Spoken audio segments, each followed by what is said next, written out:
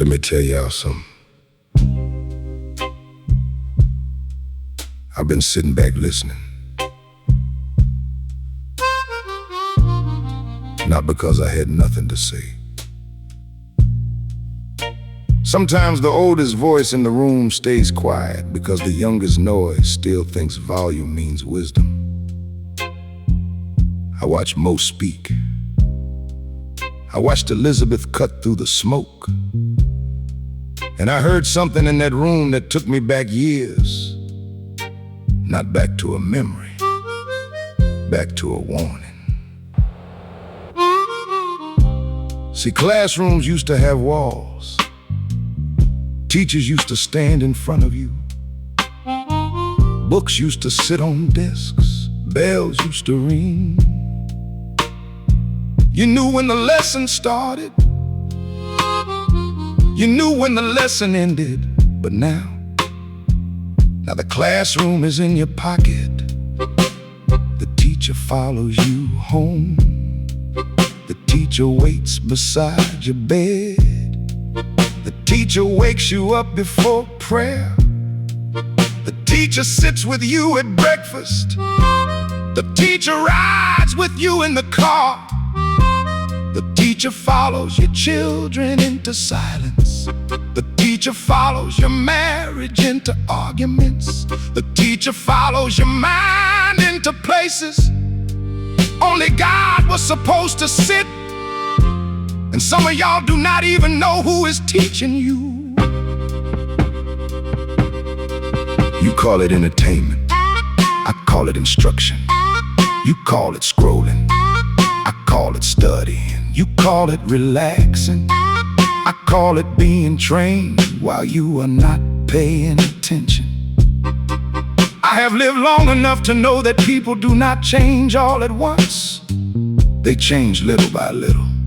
One laugh, one clip, one habit, one excuse, one compromise, one thought they should have cast down, but instead they let it sit on the couch and get comfortable. Then one day they wake up and wonder why their voice does not sound like them anymore.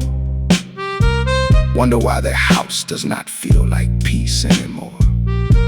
Wonder why their children know every trend but cannot sit still long enough to hear wisdom. Wonder why husband and wife sleep in the same bed but live in two different worlds. Wonder why the room is full but the spirit feels empty. I remember front porches. I remember screen doors. I remember somebody's grandmother calling everybody inside before the streetlights came on. I remember grown folks speaking low because children were listening. I remember neighbors watching out, not watching you fall. I remember men shaking hands and meaning it.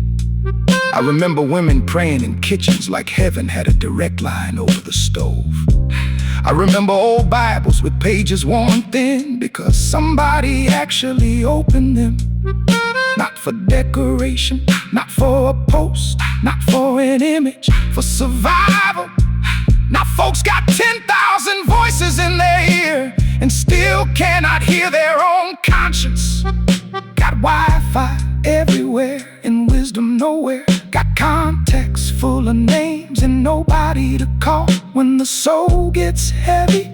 Got pictures of food but no family at the table. Got public opinions but private confusion. Got followers watching them live a life they barely understand, and still they say, I am good.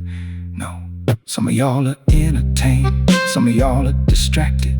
Some of y'all are decorated, but good. Good as fruit, good as peace. Good can sit alone and not panic. Good can hear correction and not explode. Good can lose applause and still know who it is. I am not mad at the young people.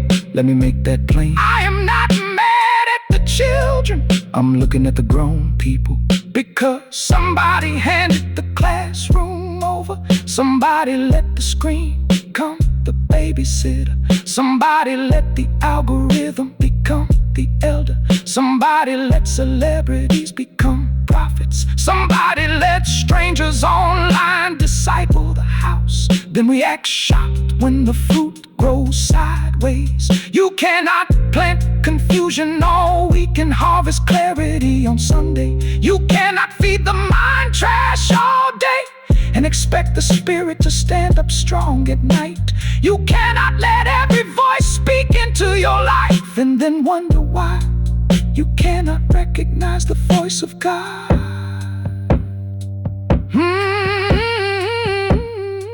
Who is teaching this class? That is the question. Who is writing the lesson? Who is grading the soul?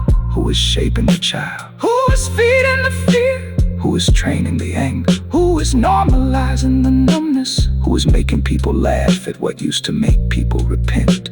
Who is turning conviction into discomfort? Who is turning obedience into offense? Who is turning correction into disrespect? Who is turning freedom into appetite? Who is turning identity into costume? Who is turning love into transaction? Who is turning truth into preference? Who is teaching this class? And why is everybody sitting there like the lesson is harmless?